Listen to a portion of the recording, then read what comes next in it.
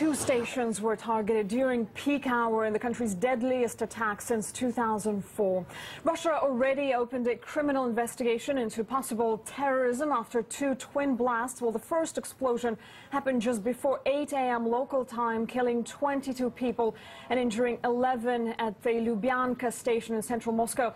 About 45 minutes later, a second explosion hit the Park Kultury station. Well, early reports say 12 people have been killed, 15 people wounded there. Now, officials say both explosions happened in the second car of the subway trains as people were getting on and off. Well, AFP quotes officials saying suicide bombers are responsible.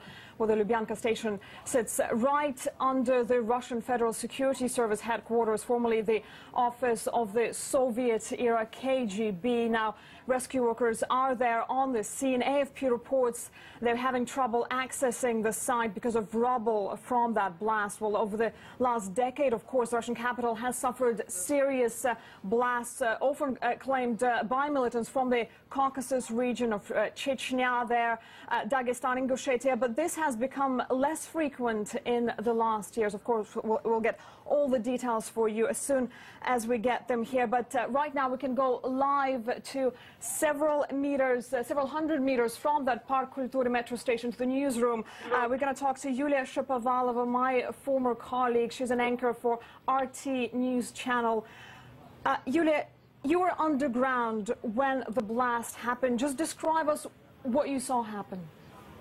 Okay, yeah, well, I just finished my news shift and was going home, actually, and to give you an idea, RT's office where I work is located not far away from the Park Kultury metro station, and I was going right there, and as soon as I got downstairs, I found myself on the platform, and I saw two metro trains with passengers getting out of them, and the staff members kept asking people to leave the trains, to leave the platform, and either to...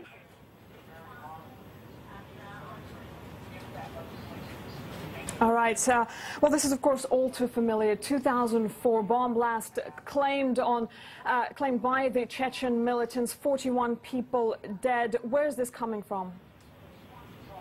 Oh, it's really early to ask that question, I think.